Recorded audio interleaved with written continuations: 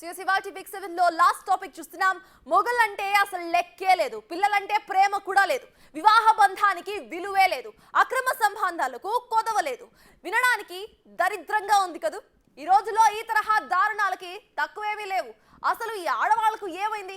ఏదో ఒక చోట మొగుళ్లను లేపేస్తున్న వార్తలు రోజుకొకటి అసలు ఎందుకు బయటకు వస్తున్నాయి?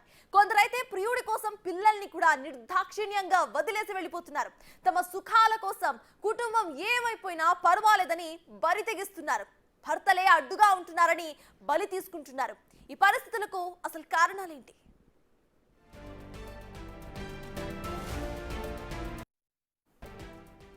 ఒకప్పుడు ఆస్తి వివాదాలతోనో కుటుంబ కలహాలతోనో భార్యలు ఇళ్ల నుంచి వెళ్ళిపోయేవారు.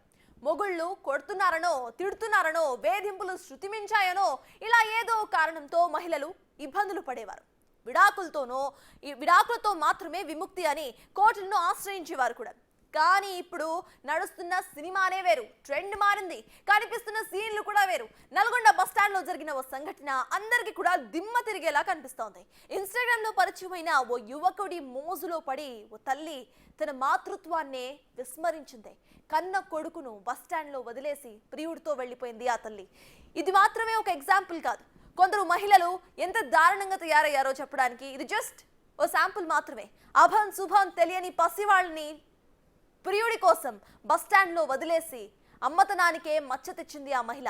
బస్టాండ్ లోని ఓ ప్రదేశంలో కొడుకుని కూర్చోబెట్టిన ఆ మహిళ ఇప్పుడే వస్తానని చెప్పి ప్రియుడితో వెళ్ళిపోయింది. అమ్మ రాకపోయేసరికి బాలుడిలో భయం మొదలైంది. ఏడుస్తూ అటు ఇటు తిరుగుతూ ఉండగా ప్రయాణికులు బాలుడిని ఓదార్చి పోలీసులకు సమర్పించారు. కొన్ని గంటల్లోనే ఆ బాలుడి తల్లి ఆమె ప్రియుడి ఆచూకీ కనిపెట్టారు పోలీసులు. పిల్లాడిని అతని తండ్రి చెంతకు చేర్చారు.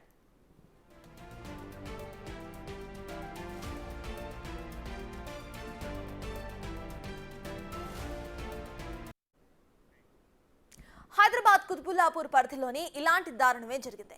భర్త రామ్ దాస్ ని చంపేందుకు 4 యువకులకు భార్య సుపారీ ఇచ్చిందనే ఫిర్యాదులు ఇప్పుడు కలకలం రేపాయి. ప్లాన్ ప్రకారమే బౌరంపేటలో భర్తకు మద్యం తాగించి అక్కడే బియర్ సీసాలతో దాడి చేయించినట్లుగా చెప్తున్నారు. అయితే అపస్మారక స్థితిలో పడున్న రామ్ దాస్ చనిపోయాడు అనుకుని ఆ యువకులు అక్కడి నుంచి జారుకున్నారు. అర్ధరాత్రి తీవ్ర గాయాలతో తన తమ్ముడి ఇంటికి చేరుకుని అసలు విషయాన్ని చెప్పాడు బాధితుడు రామ్ దాస్. దాంతో పోలీసులను ఆశ్రయించారు.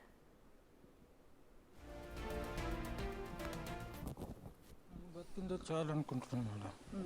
ఇంకా ఆమె దగ్గర వెళ్ళి నేను చనిపోవడం నాకు ఇష్టం లేదు. అది ఇంతగా తెగించి నాకు ఇంత ప్లానింగ్ చేసి చంపిస్తుందని నేను అనుకోలేదు. భార్య అన్నాక నేను నమ్మాను, నాకు నమ్మించి ఇంత మోసం చేసింది. అలాంటి దాని ముఖం ఇంకోసారి ఇలా చూసి అవుతుంది రానివ్వను. ఆమె నాకు ఇంత పకడ్బందీగా ప్లానింగ్తో ఇలా చంపడానికి చూసింది. నాతో మంచిగా ఉంటూనే ఇంత ప్లాన్ చేసింది. రేపన్నాడు ఇంట్లో చంపేసి ఆయననే చనిపోయిందని చెప్పొచ్చు. ఇంట్లో ఎవరికైనా రప్పించి చంపించేస్తే బాధ్యత ఎవరు వహిస్తారు? ఇలాంటివి మనం చాలానే చూస్తున్నాం. నాకు అప్పుడు ఎంత కష్టాలు వచ్చి నాకలు కొని దూప కొని పిల్లలకు అత్తమామలకు అన్నీ చూసుకున్నాం.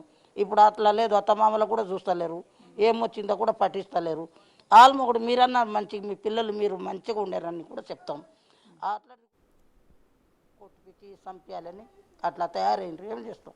ఇంకా ఫోన్లో చూడుకోం, ఈ టీవీలో చూసుకోం, అట్లా నడుస్తుంది మేడం. ఇవాళ ఒకరు చేసినట్టే ఇంకొకటి చూస్తుంది, ఆమెకు చూసి మళ్ళీ ఇంకో ఆమె చూస్తుంది, అట్లే నడుస్తుంది ఇప్పుడు ఇదే. అయితే చాలా మంది మహిళలకు తెలియని విషయం ఏంటంటే భర్తలను చంపినంత ఈజీగా ఆ కేసు నుండి బయటపడడం సులువు కాదు. అది తెలుసుకోలేకపోతున్నారు. వాళ్ళు చంపడం వరకే ఆలోచిస్తున్నారు కానీ ఆ తర్వాత జరిగే పరిణామాలను అస్సలు అంచనా వేయలేకపోతున్నారు. మీరెన్ని ప్లాన్లు వేసినా, ఆస్కార్ రేంజ్ లో నటించినా ఖచ్చితంగా దొరికిపోతారు. ఇప్పటిదాకా బయటపడ్డ కేసులన్నీ కూడా అలాంటివే. ఎక్కడికి వెళ్ళినా మిమ్మల్ని ఏదో ఒక సీసీ కెమెరా ఖచ్చితంగా గమనిస్తూనే ఉంటుంది. మీరెంత పకడ్బందీగా ప్లాన్ చేసినా చిన్న పొరపాటు మిమ్మల్ని పట్టించేస్తుంది. అంతగా మీకు నచ్చకపోతే చక్కగా విడాకులు తీసుకోండి.